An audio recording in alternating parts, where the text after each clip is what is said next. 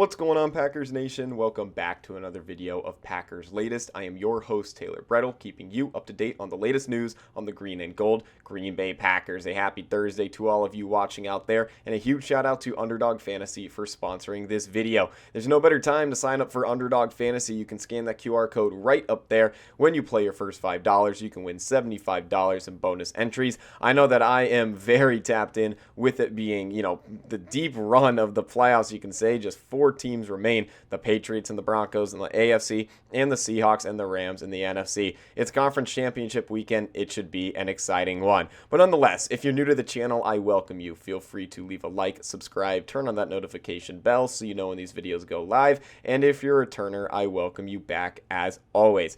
Got kind of a split show today. The first 2 points talking about this receiving room for the Green Bay Packers, and the last 2 points still talking about possible defensive coordinators for Green Bay, or guys that could be on their way out that need to be filled in other positions. So let's start this one off talking about Romeo Doubs. Definitely the big name in the receiving department with this offseason. Doubs is officially a free agent. He would have had, the likes of Christian Watson joining him, but the Packers did extend Watson, so he will be with the Packers one more season. Doubs did not get that treatment. He is officially a free agent. Romeo Doubs, one of, if not the best receiver for the Packers this season. He was one of the only ones that could stay healthy. You talk about Watson, he didn't play the full season. Tucker Kraft got hurt midway through. You had Jaden Reed, who got hurt early in week 2, and it took him a while to come back.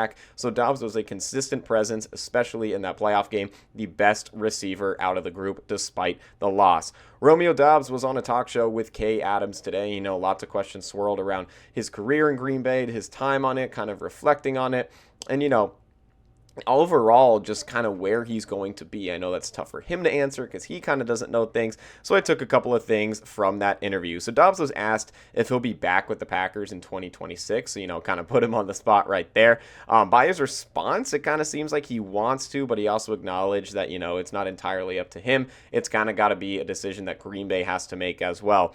In quotes, it says, "I will leave that unknown. I would love to be a Green Bay Packer, but I'm just aware of this business. I understand how things go." So pretty short and to the point. And, it's a business, contract negotiations, kind of speaking more on the money and what he's looking for. He said, free agency and money and all this other stuff. But when it really comes down to it, I just want to play football, The situation is everything. So again, he just wants to play football. He wants to get a contract somewhere. He's young. He's, a very up and coming star in the NFL, a solid receiver for the Packers, and he can fit a lot of other systems better. So he's kind of talking about how this is really just the Packers' choice. Who knows if the Packers will even offer him a contract? They could offer him one, but if he gets one from another team that's more money, more than likely he's going to take that other contract, despite him saying he wants to play for the Packers. He's also kind of, asked about Matt LaFleur a little bit with the, LaFleur getting the extension. There's question marks about him as a coach. All Doubs had to say was praise. He liked Matt LaFleur. Nothing bad with him there. So you got that good relationship as well. He did enjoy his time with Matt LaFleur. Matt LaFleur got extended, so he'll be with the Packers for a while. Maybe that's a way you can intrigue Doubs to stay in Green Bay. But again, the Packers have to offer him a contract nonetheless. But if they don't offer him a contract and there's a hole in this receiving room, the Packers will have to look elsewhere. And maybe with this drama with the Buffalo Bills, Keon Coleman could be a possible option. Not sure any of you watching out there if you saw this drama with the Buffalo Bills. I read a lot on it, read some articles, saw some videos, and I kind of try to summarize it myself.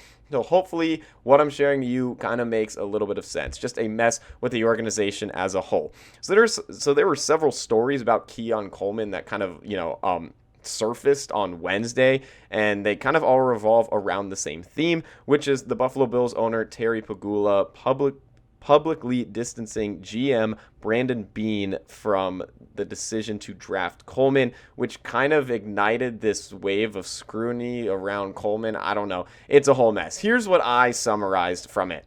Number one, the Bills owner Terry Pegula claims the coaching staff, not the GM Brandon Beane, pushed for drafting Coleman. Let's start there.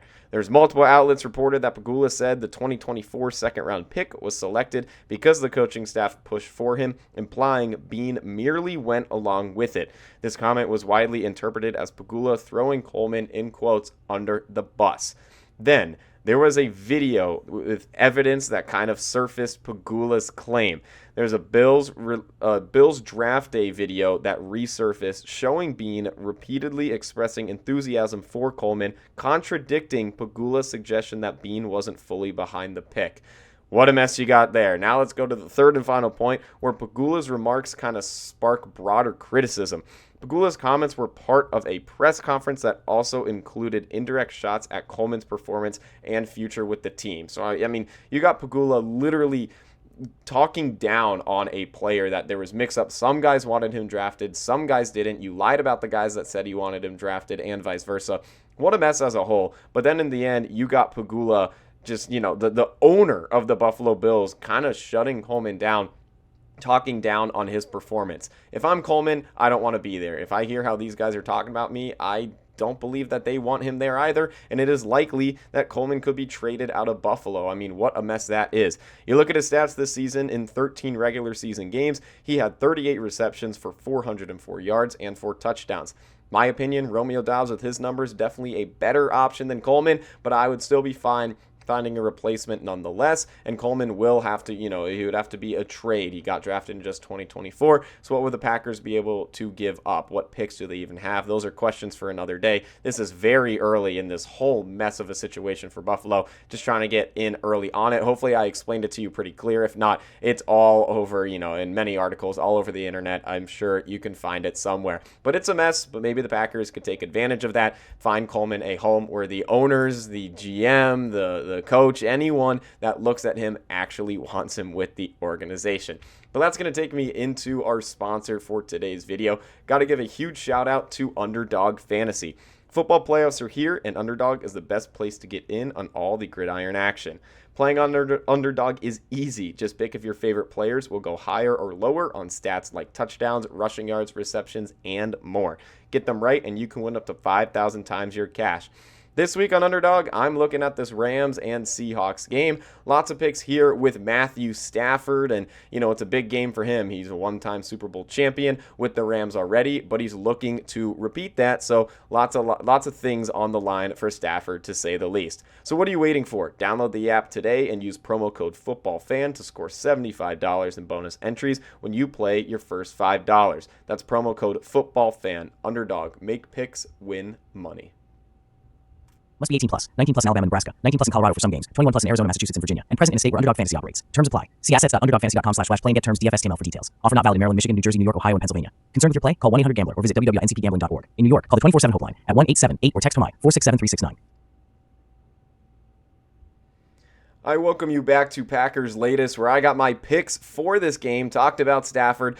Would be more fun to kind of pick if a Green Bay Packer was on this in the NFC Championship with lots on the line, but we are going to settle for the Rams and Stafford. But hey, there's a former Packer, you could say, that Stafford could be throwing the ball to a lot, so maybe some numbers for Stafford will sit up higher. You look at his passing yards, they sit at 255.5. I have higher than that on his passing yards. He's played Seattle twice already this season, their NFC West rival. In the first game, just 130 passing yards, a very ugly game for Stafford, but you completely flipped the script, and the second time they faced, he had 457.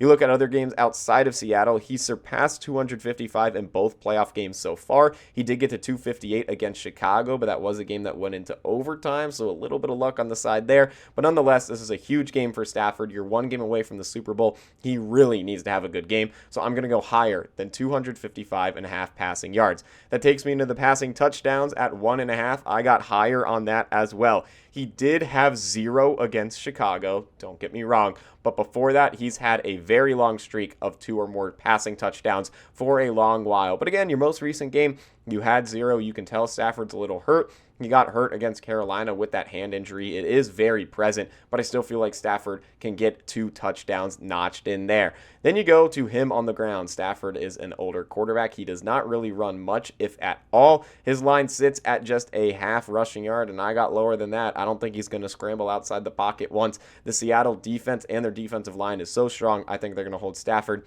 in the pocket pretty well. You go back to the passing game, talk about completions. Those sit at 21.5.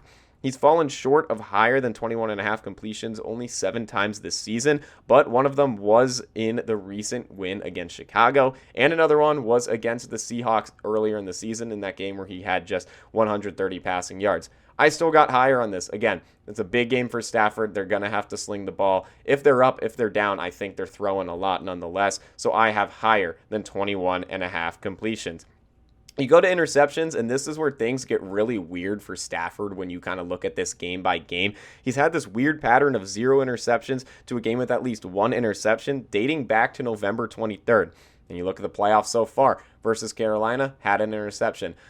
Versus the Bears, did not have an interception. So versus Seattle, if this trend continues, it's leaning towards him having 1. You go to both games against Seattle, too. He has held on to the football really well against Seattle. He has no interceptions in those 2 games against them. I feel like he's bound for 1, for as much as I believe he's going to throw the football. I know if you're a Rams fan watching this, if you are tuned in, or if you're a Stafford fan, you're hoping that I'm wrong on this last pick. But, hey, speaking of picks, I feel like the Seattle defense might be able to get 1 off on Stafford. But feel free to let me know your guys' picks on Underdog Fantasy this week.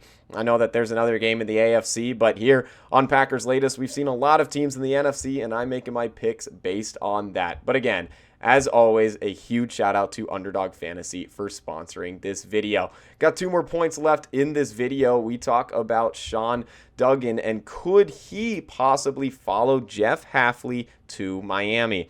This is per Fins Extra on X with a post saying Green Bay Packers linebackers coach Sean Duggan, who spent time with Jeff Hafley at Ohio State, Boston College, and Green Bay, could be a favorite to land the Miami Dolphins defensive coordinator job per Albert Breer. Definitely an interesting situation there.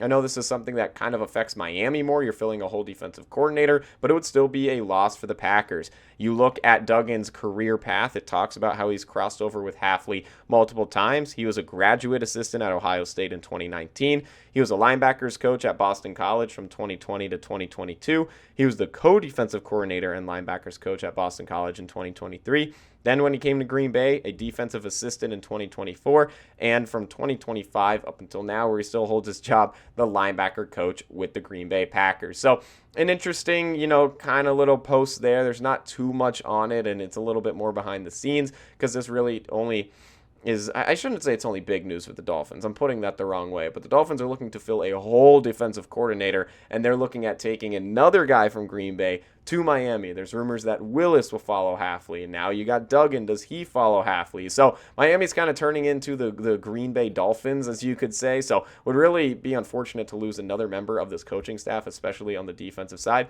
But hey, this is just how the business goes. But that leads us into our last name and possibly a reunion for the Packers. Could the Packers